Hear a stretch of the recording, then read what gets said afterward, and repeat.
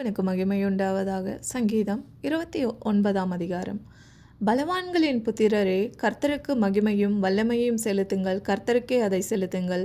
கர்த்தருடைய நாமத்துக்குரிய மகிமையை அவருக்கு செலுத்துங்கள். பரிசுத்த அலங்காரத்துடனே கர்த்தரை தொழுது கொள்ளுங்கள். கர்த்தருடைய சத்தம் தண்ணீர்கள் மேல் தொனிக்கிறது. மகிமையுள்ள தேவன் முழங்குகிறார். கர்த்தர் திரளான தண்ணீர்கள் மேல் இருக்கிறார். கர்த்தருடைய சத்தம் வல்லமை உள்ளது. கர்த்தருடைய சத்தம் மகத்துவம் உள்ளது. கர்த்தருடைய சத்தம் கேதுரு மரங்களை முறிக்கிறது. கர்த்தர் லீபனோனின் கேதுரு மரங்களை முறிக்கிறார்.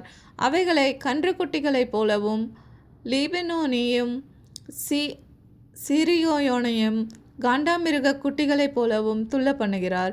கர்த்தருடைய சத்தம் அக்னி ஜுவாலைகளை பிளக்கும். கர்த்தருடைய சத்தம் வனாந்தரத்தை அதிர பண்ணும். கர்த்தர் காதேஸ் வனாந்தரத்தை அதிர பண்ணுகிறார். கர்த்தருடைய சத்தம் பொன்மான்களை ஈனும்படி செய்து காடுகளை வெளியாக்கும். அவருடைய ஆலயத்தில் உள்ள யாவரும் அவருடைய மகிமையை பிரஸ்தாபிக்கிறார்கள்.